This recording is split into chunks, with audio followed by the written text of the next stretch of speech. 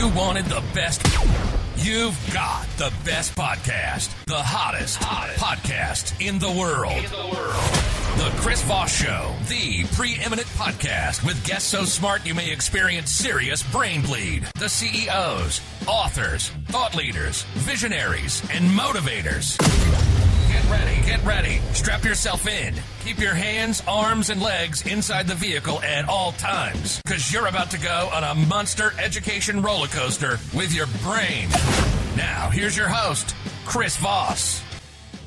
Hi, this is Voss here from thechrisvossshow.com, thechrisvossshow.com. Hey, welcome to the show. My voice is breaking. What's going on there? I'm losing my opera voice. Oh, it's not opera voice. Welcome to the show, guys. We certainly appreciate you guys tuning in. As always, we have some of the most amazing authors, brilliant minds, CEOs on the show. And we have a New York Times best-selling author of Sons and Soldiers on the show for his new book, Bridge to the Sun. We're going to be talking to him about what he has in the latest book that just barely came out. In the meantime, be sure to further show to your family, friends, and relatives. You know the drill. Go to goodreads.com/Chris Voss. Go to our big LinkedIn group, the big LinkedIn newsletter. Check out our new LinkedIn audio chats. We're starting to do almost daily over there on the big LinkedIn. And pretty cool stuff. It's kind of like Clubhouse over there, only with kind of more professional speaking stuff about business. And we'll probably be talking about the podcasts and the authors and books that we have on the show and all that content. So be sure to check us out over there. You can find me at linkedin.com/Chris Voss. And there's the stuff on the Chris Voss Show.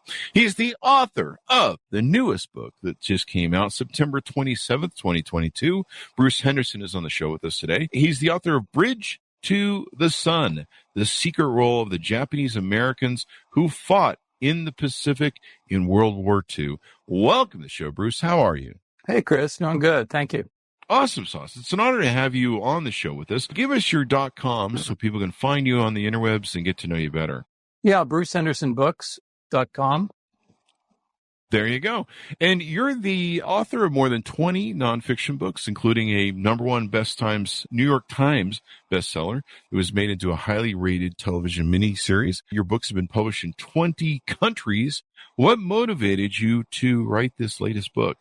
Well, you know, the subtitle in this book, The Secret Role of, I mean, a lot of times the subtitles are marketing hype, but I have to say I was at the National Archives researching my last book, Sons and Soldiers, which takes place in the European theater.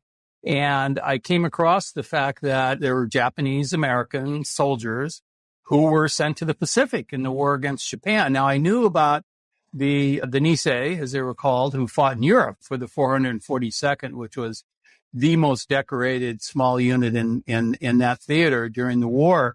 But I did not know that these guys were sent to the Pacific. And I'd written books about World War II, including a couple about the Pacific theater. And so I made a note. I said, I'm going to come back, circle back around this and find out how that was for them, because obviously these guys, their families, and a lot of them were in internment camps. Oh, wow. After Pearl Harbor. And that's an interesting aspect of the story, of course. Now, during the war, this was a highly secret program because we didn't want the Japanese army in the Pacific, the bad guys, to know that our units in the Pacific had the language skills that they could hear over the radio, understand Japanese, they could read captured documents. And the Japanese army was very blasé about that. They just assumed that Westerners were not going to be able to understand their really complicated language. And we didn't want them to know that, you know, our battalions and regiments in the field had these 10-man Nisei teams that were fluent in their language.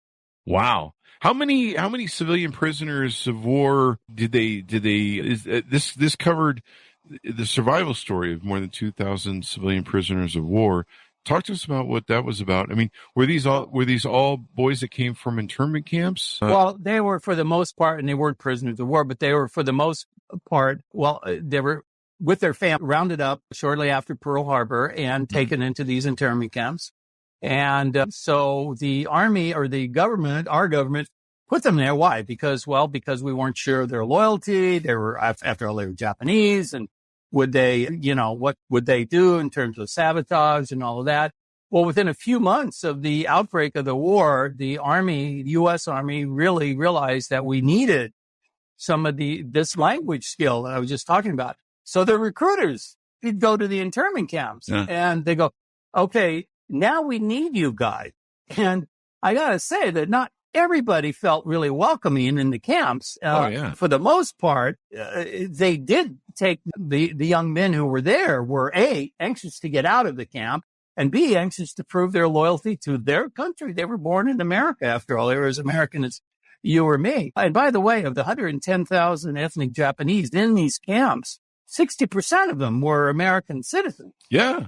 And so they were the Nisei. They were the children of the Japanese immigrants, their parents, who had come over here, worked hard, farming, whatever, but were not allowed to become naturalized citizens. We're not allowed to own the land that they farmed.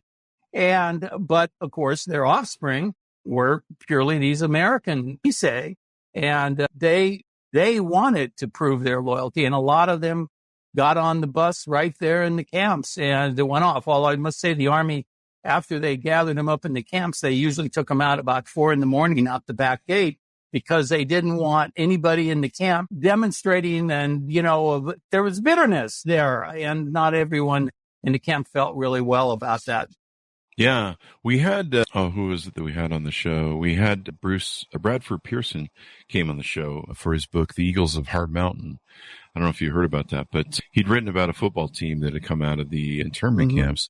And, they came around offering people, hey, you want to go fight a war for, you can either stay in prison or go fight a war. It's almost kind of like what Russia's doing with the Ukraine war, where they actually went to some of the Russian prisons and have been recruiting for soldiers out of it. And it's like, well, you can either stay in jail or you can go to war. Kind of an interesting thing that we were doing, and kind of a dark point in our history. But how does it work out with having them, being able to help us with intel and everything else in the war? Yeah, well, first of all, they were the Nisei that the Army thought were most valuable, and they were those who had been sent over as boys, which was not uncommon, by their parents to Japan for a year or 2 or 3 years to go to school, middle school, even high school. And of course, they came back before the war started. And they were actually called kibe, which means to return. And so they came back to America. And then when the war broke out, of course, they were still fully fluent in the Japanese language, having gone to school in Japan. Not every Nisei who, say, was born and raised in California and never left was fluent in the language. I mean, they went to the high schools down the road and that kind of thing. And certainly the Army couldn't make them fluent in the 6-month program but what they could do, once they got somebody who was fluent in the language, they could take them and in 6 months teach them how to be an interrogator of prisoners of war. What could you say to them? What can you not say to them? What the terms were, Army, military terms, the Japanese Army, the American Army. So this was a 6-month program. And once they got out of that, they were assigned to a 10-man intelligence team that went into the Pacific and went to various other units. I mean, one of the guys in we follow 6 of these Nisei soldiers. And the way I chose them was, where they were in the war. I wanted coverage. I wanted one of them at Iwo Jima, one of them in Burma, one of them in Okinawa. I didn't want them all at the same place because I wanted to show, the theater-wide campaign. But if you can imagine, I mean, the guy who was at Iwo Jima, I mean, he was in the sands of Iwo Jima with the Marines in a Marine uniform, and he had his own security guard assigned to him to keep him from being shot mistakenly by friendly fire. Oh, and you can imagine, because this was at a time when, at that same time, word was going out that the Japanese soldiers were stripping the bodies of the dead Marines at Iwo Jima, putting on their uniforms and infiltrating their lines. So if you see any Japanese in a Marine uniform, go ahead and shoot them. Wow. So in the meantime, we've got our guy who's being the interpreter and translator there. And so it was a dangerous thing on both sides. He could have been shot, and some of them were. Wow. Really? Holy crap. Yeah, I would have a big sign on my back. Right. Friendly fire or something. I'd be like, hey. So my understanding is you profile 6 people in the book. Right. And their stories and stuff like that. Give us an example of one, if you would, please. Well, this guy at Iwo Jima is certainly a good one, but I got another guy named Kazu Komodo, who fought very early in the summer of 43. In fact, he was the first Nisei to go into combat. They hadn't even sent him over to Europe yet, the Nisei unit over to Europe. And he was wounded in the Solomon Islands, shot in the knee. And so he was evacuated to a hospital in Fiji prior to coming to the United States, where he recovered for another 30 days. But while he was in the hospital, I mean, he not only did he have the distinction of being the first Nisei in World War II to win a Purple Heart for being wounded in combat, but he was in his hospital bed when Eleanor Roosevelt, the president's wife, came through, was doing a tour of the hospitals in the South Pacific. And when she got to his bed, you know, the doctor introduced her as one of the Nisei interpreters. And so she was being very motherly. In fact, she saw really thousands of patients in dozens of hospitals on that tour. And it was really something. But she, you know, is there anything that we can do for you? Can I, you know, work? And Komodo, who was a humble, kind of shy guy, but he decided he would take this opportunity. And he said, well, Mrs. Roosevelt, I want to tell you, my family, they're in Arizona desert, you know, behind barbed wire, you know, in a camp. Wow. And I'm out here getting shot at. And I don't think that's fair. Mm-hmm. And so Mrs. Roosevelt, of course, says, well, I'll let the president know how you feel, as if the president didn't already know. But later, what was funny was Komodo was rather guilty that he had challenged the president's wife in that way, but he felt that he needed to, you know, he needed to say how he felt. Well, anyway, he goes to the States, 30 days, recovers. Now he's given leave to go and visit his family in Arizona. He's on a bus. He gets off one town short of the camp. He's heard that in the camp, they don't get a lot of fresh meats there. So he's decided he's going to shop and bring some good food into the camp to his family. So he goes into this little grocery, goes to the back where the butcher is set up, and he says, yes, I'd like these cuts. And the butcher looks over at him and says, we don't sell to no Japs. Wow. And now Komodo has his uniform on, has his medals on, including the Purple Heart. And Komodo says, I'm not a Jap. I'm an American. And the butcher looks over again as if kind of seeing the uniform and the medals for the first time, says, all right, what do you want? So, I mean, even at this point, he did get the meat and he did take it to the camp to his family. But even at this point, here's this guy, you know, this wounded veteran at home fighting really kind of another kind of battle, if you will. Hi, folks. Here's Voss here with a little station break. Hope you're enjoying the show so far. We'll resume here in a second.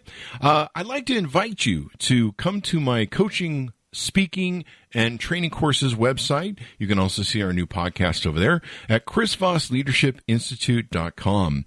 Over there, you can find all the different stuff that we do for speaking engagements if you'd like to hire me, training courses that we offer, and coaching for leadership, management, entrepreneurism, podcasting, corporate stuff. With over 35 years of experience in business and running companies as CEO, I think I can offer a wonderful breadth of information and knowledge to you, or anyone that you want to invite me to for your company. Thanks for tuning in. We certainly appreciate you listening to the show, and be sure to check out chrisvossleadershipinstitute.com. Now back to the show. Yeah, it's just extraordinary. We're still fighting, you know, these battles of racism and prejudice, even today, after all these times. I mean, we did the same thing with African American people, Black people in World War II. They came back and Vietnam, and we're like, hey, man, what, you know, I serve this country. I put my life on the line, and, you know, it's a state of affairs. I feel like there was really, I mean, even though I kind of stumbled into this topic serendipitously at the archives, I feel like there's never a better time to have a story like this come out. I say, sadly, we do in this country often prejudge people, you know, way too much based on race, religion, countries of origin, and all of that. And there's this strong anti-immigrant bias. And I think what we need to, you know, this is a message of courage and true patriotism that, you know, that these guys showed at a time that was not, and it was not easy for them and certainly not for their families. And I mean, you come back from the war and you're returning to an internment camp, I mean, hey, let's get the guy a nice house and release his family. And I mean, it was extraordinary, the whole history of the internment camps. And it's really important we learn from this history. The one thing man can learn from his history is man never learns from his history. And that's why we just go in circles in our lives. So this is an extraordinary time. You called it, the secret group. Was it a secret? Was it a widely held classified sort of thing that they were trying to keep the Japanese from figuring out that we had an edge? Absolutely. And it was, I mean, really the highest classification. We did not want the Japanese army to know that we had those language skills in the Pacific. And they did not learn that. And so there were the Japanese that were really pretty arrogant, feeling that, the Westerners wouldn't understand them. So they were sending out a lot of messages in battles there, uncoded and in the open. One of my characters, Roy Matsumoto, who was with Merle's Marauders in Burma, they were walking along the jungle at one point, and he looks up and he sees a telephone wire overhead, and he climbs up a tree and taps into it. And it's enemy communication. They're talking back and forth. And he's up there for a few hours listening to whatever, is being said. And a lot of it, not important. But all of a sudden, somebody comes on and says, I'm a sergeant. We're guarding this ammunition dump. I've only got 3 soldiers here. The Americans are around here somewhere. Send me help. And so the guy on the other end says, all right, well, give us your coordinates of that ammo. The guy reads off the coordinates. And the thing is, the Japanese and Americans were using the same British Army maps. The British were the only people that had mapped Burma at that time. So the coordinates matched up, right? So Roy comes down out of the tree and, gives this information. And they radioed in. Well, the next morning they hear this single airplane flying over, and it goes down a bit, a couple of miles away, and drops one bomb. Wow. Blows up the ammunition dump. Well, and that's the kind of information, that not only were they taking ammunition away from the enemy, but they were saving American lives. Oh, definitely. Yeah. Because American lives were being we lost a lot of people during that war. We had another author on the show who talked about how they were integral in mapping the coral reefs that were killing a lot of Marines, because they would ground the boats when they would try and land. They would ground on the coral reefs if the tide wasn't at the right place at the right time. And then they would just be cannon fodder or gun fodder. Mm-hmm. And so, there's a lot of people that died in that war unnecessarily. I remember reading books that, like, if you were in the first couple waves of Marines, you just knew your body was going to be, pile up on the beach. It's crazy, the stories that came out of that theater. Were you able to interview a lot of these men and talk to them? What was that like? Well, it's getting more difficult to find World War II veterans. I mean, even if they were really young in that war, they're well into their 90s now, and it's really getting more difficult. My last World War II book, Sons and Soldiers, I followed 6 soldiers in Europe. 4 of them were alive, and I was able to go and spend several days with them and interview them. And in fact, 2 of them are still alive at age 100 and 101. Wow. Pretty amazing. The 6 Nisei that I chose, only 1 was still alive. I did get to interview him, but by then he had lost some of his memory. But the reason I was able to do him and the other 5, who of course were deceased when I started the book, was because they had earlier done really extensive oral histories. Nice. There are different groups that have them in. For the Jewish soldiers, for example, the Holocaust Museum has done a lot of testimonial stuff and oral histories for the vets. In the case of the Japanese American soldiers, Go for Broke is one foundation that has brought them in when they were, somewhat younger and obviously still alive, able to remember and talk about what their experiences. And you see, when you're doing a book like what I'm doing, it's called narrative nonfiction. That means nonfiction, I don't make up anything, yet it reads like a novel. And that's why I'm following only 6 characters. I'm really diving into their what they were feeling and thinking and all of that. Well, I can't make that up. And if I can't talk to them in person, then it has to come from somewhere. And these oral histories were, I looked at about 20 or 30 different guys and chose these 6 because I had the material that I needed. And you talk to, there's a thing here in a story that you tell about Mrs. Komodo getting a wire from it saying that her son has been injured. And these folks are living in a internment camp, Right. or I guess what they called at the time a relocation center. Yeah. And Some so of them called them concentration camps, that, that may be an appropriate term. They're living in this hell. They've lost everything that was taken from them.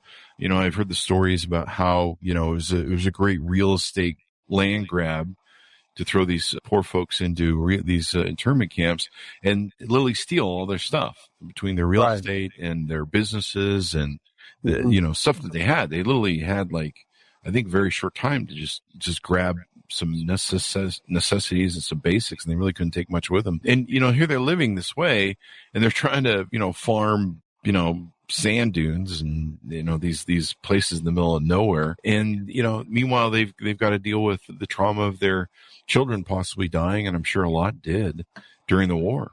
Yes. Yeah. And some of these older folks, now we're talking the parents of these Nisei soldiers, they never recovered. I mean, they weren't old enough, when by the time the war was over, they had, their best years, let's say, were already past them, and they couldn't start over again, on a patch of land and through the miracle of irrigation, making it productive. I mean, they never really recovered, and a good number of them never even returned home. They didn't even try, to go back. And that's a terrible cost for them. And yet they were not, overall, the bitterness was not there. I mean, there certainly were folks that, like Komodo saying to the president's wife, it's not fair. But at the same time, that didn't stop them from, when Uncle Sam said, we need you, they stepped forward and did their duty as Americans, and their parents sent them off. And, there's one mom, I think it was Mrs. Komodo, who said to her son as he was, getting on the bus at the camp to go to the army, make us proud. Make us proud. Mm-hmm. And that was their feeling.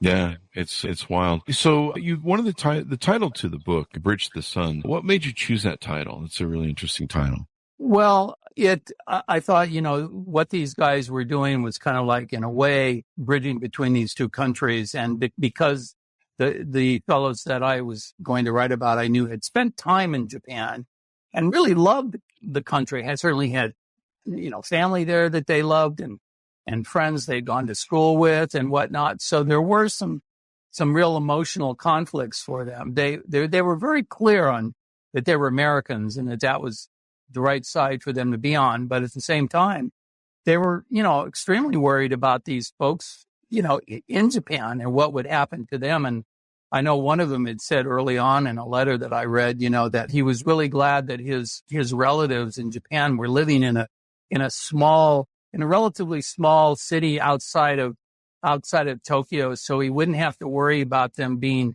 bombed. And the name of that city was Hiroshima. Wow. Just a small city outside of the thing.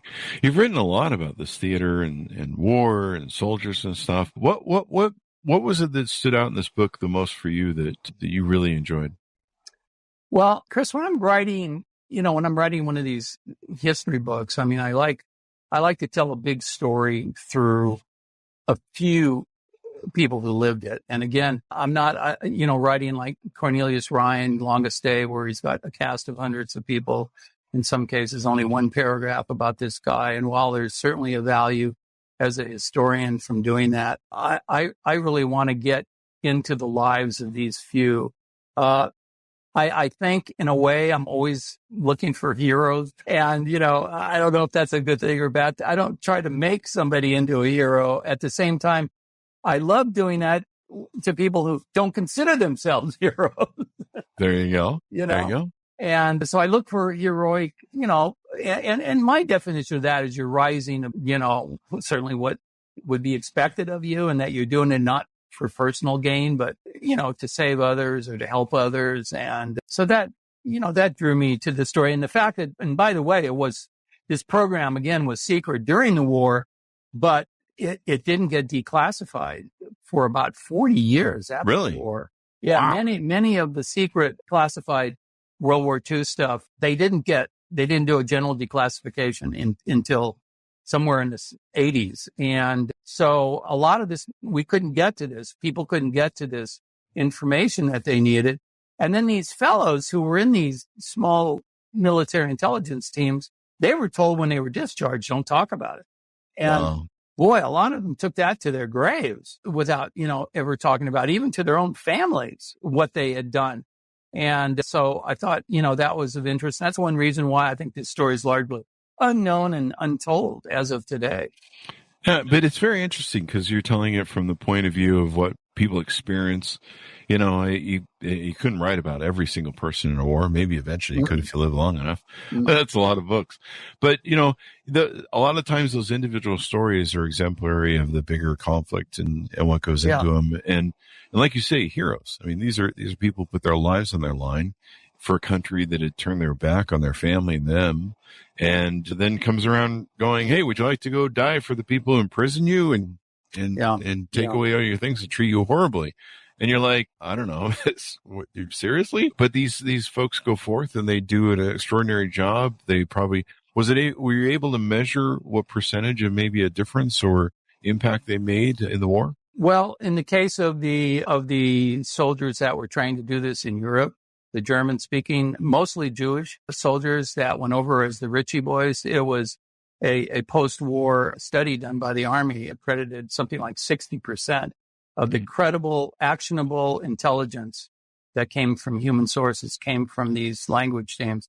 And I would say, even though we don't have a similar report for the Pacific, that it would have to be about the same. There were major, breaks in the Japanese, in our reading of their messages that just time and time again, not only won battles, but saved lives, as we talked about. I wanted to tell you about another guy named Takahiro Higa, who was born in Hawaii, but at age 2 was taken by his Okinawan parents back to Okinawa and lived there until he was in high school, and he returned to Hawaii to finish out high school. When the war broke out, well, of course, he could speak Japanese, which is spoken in Okinawa, also the local dialect in Okinawa, as well as, of course, English. So the Army, asked him to join this language program, and he did willingly. His concern, though, from the beginning was, I really hope I don't ever have to go to Okinawa and fight there, because, he had family, friends, and all of that. And so when he ended up being sent out to the Pacific, of course, he ended up with an infantry division that was in Leyte, in the Philippines, planning the invasion of Okinawa. Well, somebody in headquarters found out that they had in their presence a guy who had been raised in Okinawa. So they sent for him to come to the, general's headquarters. And of course, Higa was very concerned about that. He thought, oh my God, I'm in trouble. What did I do? I'm being, summoned. Well, he went into this room that had all these maps on the wall, and he looked on one wall, and there was this huge blow-up map of Okinawa. And he knew at that moment that why he was being called in there. And they brought him back every day for a month to help him with the planning of this invasion on Okinawa. For example, that first day, they were showing him some photo intelligence, pictures. And they said, now you see all these machine gun pillboxes on the coastline. We're going to have to take those out. And Higa looked at him and said, sir, those aren't machine gun nests. Those are family tombs. Oh my God. And I don't think you should blow them up. Yeah. And so it was that kind of, they were getting that kind of information from him. Well, then when the invasion started, Higa was one of the first to get to land. And his commanding officer said, stick with me so I don't get lost. And almost immediately, our interpreters and translators there started trying to save civilian lives, because the Okinawans had been brainwashed by the Japanese into thinking that if they were captured by Americans, they were going to die a torturous death. Wow. Better to go into the cave and blow yourself up with your family and choose your own time to go. Jesus. So they would sit, Higa would sit outside from one cave to the next, with a loud, bullhorn saying, I am an Okinawan boy. I am in the American Army. We will take good care of you. And these folks, they would come out by the hundreds, and then you'd go to the next cave. And so I just want to get to the end. 50 years later, Takahiro returned to the Okinawa, obviously as an old man in his 70s. And the local paper did a story about him, and there was his pictures in the paper. And the next day, the reporter called him and said, there's somebody who'd like to meet you. And they set up this meeting at a restaurant. And Higo was there when this older lady walked in with a younger woman. And they recognized him from the picture in the paper. And she sat down. She said, I remember you. I was in one of the caves. I remember you saying, I am an Okinawan boy. I am an Okinawan boy. And I just want to thank you because I walked out of there because of what you said. And you've given me this life. And then the younger woman said, and I need to thank you as well because my mother, walked out of the cave and then gave me my life. So I owe you my life as well.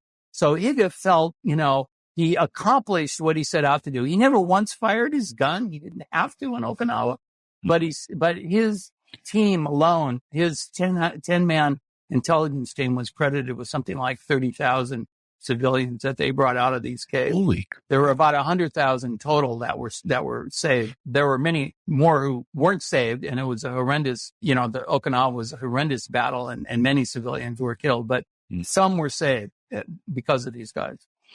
That is an extraordinary story. My God, that just sent chills up my spine. The suicide element, the kamikazes and I know, you correct me if I'm wrong because you're the historian, the researcher here, but one of the reasons we decided to drop the nuclear bomb was because of the suicidal nature of their military, and that we knew that trying to take the peninsula of Japan would it would be extraordinary cost to our manpower, and people would die because they were just to that sort of mantra of their military. Did they help in determining that and making those decisions to drop them in your research? I think that it was just viewed as, I've seen estimates that there were going to be a million American casualties, death and wounded in an invasion of the mainland Japan. And the civilians in Japan were, they were lining up. They were, they had their, whatever kind of weapon they would have used to defend their homeland. Japan in those days, it was, of course, a very militaristic government. And these fellows who, my guys in the book I covered, as I say, had gone to Japan for 2 or 3 years, and they had seen for themselves how the Japanese people themselves were really brainwashed by Tojo and his gang. And we're, saying that we have to defend Japan's security, but at the same time, they were invading China before they hit Pearl Harbor. And some of these guys said, well, why do you have to invade China to defend Japan? So, but the people in Japan were, accepted this. And I think, they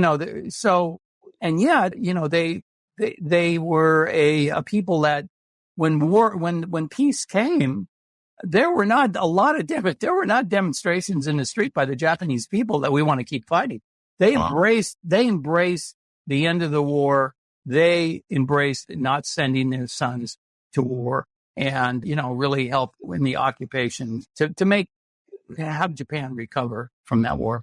There you go. And you write in the book too about how the soldiers they helped with the war crime trials after the war and helped rebuild Japan. So they were part of that rebuilding thing. And that goes to the bridge to the sun, I think, kind of bringing these two countries together, certainly after the war.